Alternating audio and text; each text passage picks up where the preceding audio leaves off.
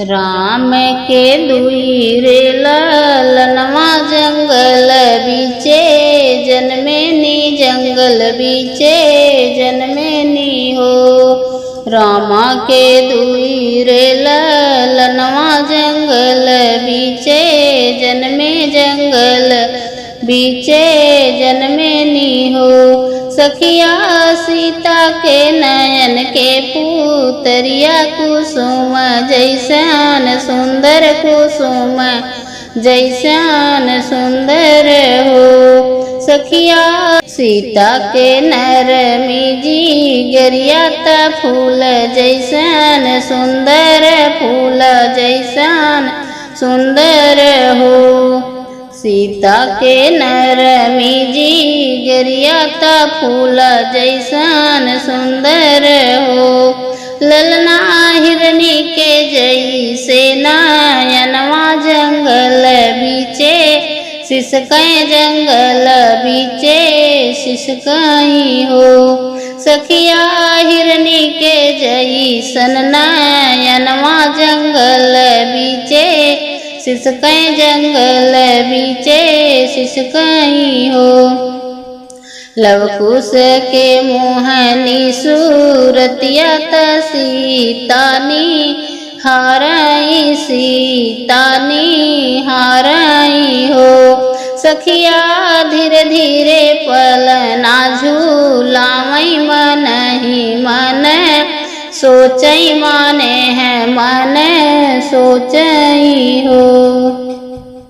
सखिया धीरे धीरे पलना झूलावई माने है मन सोचई हो। आजुज होते अवधपुर महल जगमग होते हो। सखिया ससुरुज होते राजा दशरथ लूटवतेनी मोतिया लूटवतेनी हो। सखिया होते ससुर राजा दशरथ मोतिया लूटवतेनी हो। सासु जे होती कौशल्या रानी अन धन लूटवतीनी हो। सासु जे होती कौशल्या रानी अन धन लूटवतीनी हो। ललना फूल कै बजती धैर्या निरखी सुख पाईती निरखी सुख पाईती हो। आजुज होते लक्ष्मण देवरा तो बसिया बजवतेनी बसिया बजवतेनी हो। सखिया घर घर बटत बयनवा परम सुख पाईती परम सुख पाईती हो। नवा परम सुख पाईती हो। घर घर से औती गोतिनिया पलना झूलौतीनी पलना झूलौतीनी हो। सखिया द्वारे पे बजते बधैया गनवा उठत सोहर गनवा उठते सोहर हो।